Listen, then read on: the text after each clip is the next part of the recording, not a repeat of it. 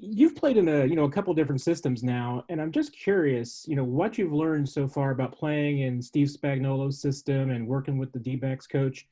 How's it? What have you learned to expect that they're going to ask you to do, especially as far as versatility and flexibility at your position? Well, number one, I can appreciate Coach Spags and Coach Merritt and the entire defensive side for just giving me the opportunity, number one. And secondly, they see that I can pick up on the defense very fast, which is a very difficult defense, I would have to say, compared to the other defenses I've been in. Not knocking any of those defenses, but this is very detailed and very specific. And they see with me being able to be very versatile that they're trying me in all the spots on the backfield. And so I'm just open and I'm prepared, and they're doing a great job with preparing me for every position that they think that I could best contribute to the defense. Let's go to Pete Sweeney. Go ahead, Pete. Hey, Antonio, Dave Tobe has called you the best gunner on this team. I was wondering, what's your take on why you have such a knack for that position? Number one, whatever role they call me on or to be on, I just try to give my best effort that I can. And whatever accolades or whatever praise they want to give me is solely on them. I don't try to go out and do nothing more or nothing less. I just try to go out there and perform at my best ability. Let's go to Nate Taylor. Go ahead, Nate. Hey, Antonio. I know there's no preseason games to kind of go through the live rehearsal of understanding all the new things that you're doing in Spagnuolo's defense. But given the fact that you are competing on a daily basis with this wide receiver core, how does that prepare you in a way comparable to other past training camps or other preseasons? Coach Reed's offense is amazing, and the speed and the amount of reps that we are able to obtain in the different periods at practice, it's just crazy. It hits the speed and how the offense works that we get a lot of work in. And so I'm able to get 10 reps at corner, 10 reps at nickel, 10 reps at safety because we get so many reps in that I'm able to get as much repetition in every spot. So I'm learning, and I'm able to make a mistake and get it corrected, and then still able to go out and put it on tape and then perform it in a way that best benefits the defense. Let's go to Adam Teicher. Go ahead, Adam. Hey, Antonio, how you doing today? I'm doing good. Good. As you mentioned, you're playing a lot of spots back there. Have you ever played a role quite like what it looks like you're going to be playing this year? And what do you think about this role? I mean, do you feel like it fits your talents? Most definitely. It shows that I'm very versatile because I can cover anybody that they put out there, whether it's big, small, quick, fast, or slow. Even when I was in the system with Coach Norton, Ken Norton Jr., who's now in Seattle, who was in Oakland with me my first 2 years, I played both corner and nickel.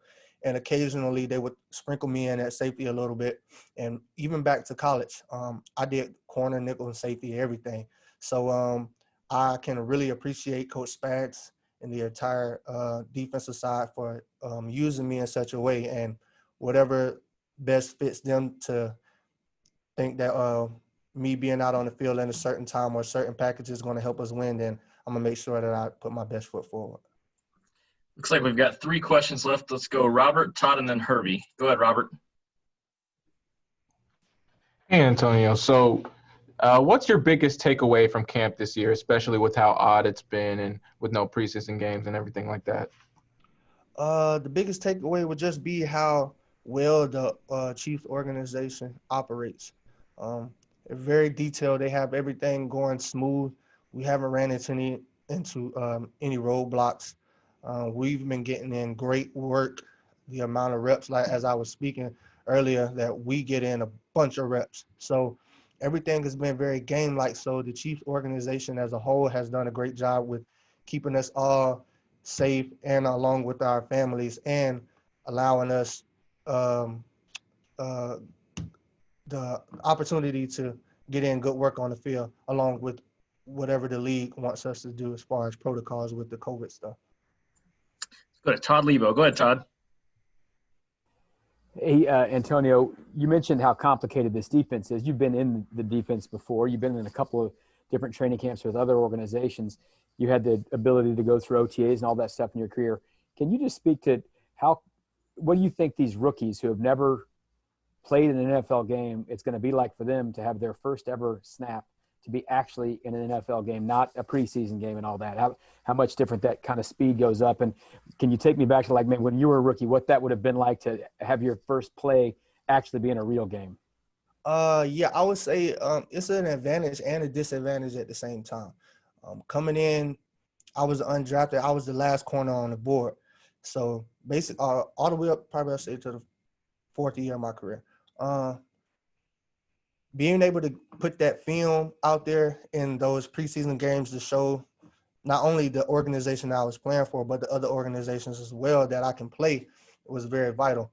And that's a process and that's a step that those guys aren't being able to get. But I would say the thing, as I spoke earlier about the Chiefs organization and how we operate during practice, they are game reps. It's game quality reps. So if I believe that the guys who have been here or who are fighting for their jobs, along with myself, we take the reps very seriously, and we understand that they all are game reps.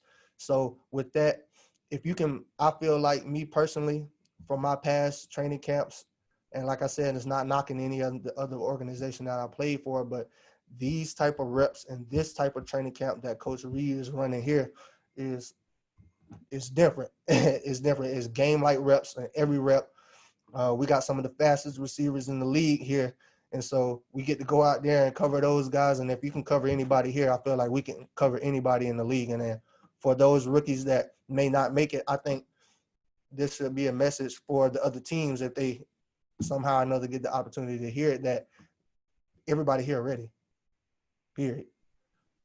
Let's go to Herbie with the last one. Go ahead, Herbie. Hey, Antonio, I want to follow up on Pete Sweeney's earlier question on playing the gunner position, and I'm hoping to get inside your head here. From the time you line up, when you're split wide, and when the blockers are in front of you, and you know you have to beat them to get down the field, what's running through your mind from the snap to when you're actually down the field and you're able to make contact with the receiver? First, I would like to thank Coach Thomas McGahee, the special teams coordinator with the Giants, how he explained it to us about how it is being a gunner. First, it's a fight. Second, it's a track meet. So my mentality is, depending on what team we're playing and how the guys are in front of me, lets me know, okay, number one, do I get ready to fight, or can I beat them with quickness and just outrun everybody? So it's depending on the scheme and depending on the type of player that I'm facing on the opposite side of the ball. So most of the time, as I've got for the last 2 years, I've been double teamed. So almost every snap. So I'm thinking fight first, and I figure it out on the way down the field, because a lot of it is improvised because it happens so fast. You just have to let your body just takes over, and whatever your instincts kick to, trust it and go with it. Antonio, we appreciate your time today. Thank you. Thank you.